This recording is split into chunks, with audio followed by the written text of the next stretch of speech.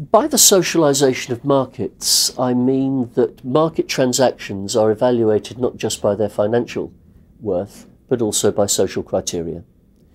And this is illustrated from a number of perspectives. Number one, from the point of view of consumers.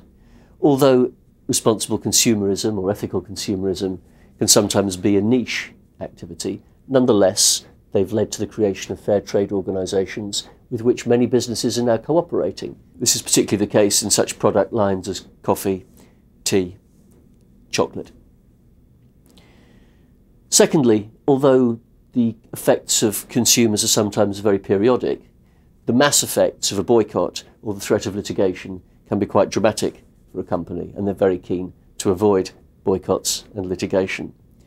And more generally, consumers are more likely to express attitudes about preferring companies who act responsibly, even though, it should be said, consumer behaviour doesn't always follow that preference. And at the same time, companies are reinforcing this sense of ethical consumerism. Starbucks, for example, tries to engage its consumers with responsibility in Starbucks' own supply chain. Also, a number of companies are trying to display their responsibility by providing information for consumers to improve consumer choice over fatty foods or whatever. Moving to investors, again, it's probably only a niche that would be described as socially responsible or ethical. But nonetheless, it's true to say that social and environmental risk have now become much more mainstreamed in investment criteria. The question now remains, of course, whether socially responsible investment, ethical investment, will perform as well in the face of the recession. And also the decision of employees to work for a firm is now increasingly socialised, if you like. Employees are much more self-conscious about who they work for.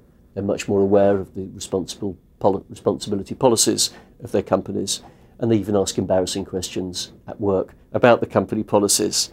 And this is reinforced by the fact that we now have league tables on best places to work and the like. The question again in the face of the recession is, will employees be as vigilant about the responsibility of their intended or their actual employers? And finally, of course, there's the supply chain, another way in which market transactions are infused with social criteria. Many multinational corporations who are held to account by NGOs try to demonstrate their accountability and responsibility by imposing supply chain requirements down the line, if you like, requiring factories to employ people of a certain age for certain hours, certain remuneration, requiring certain environmental standards.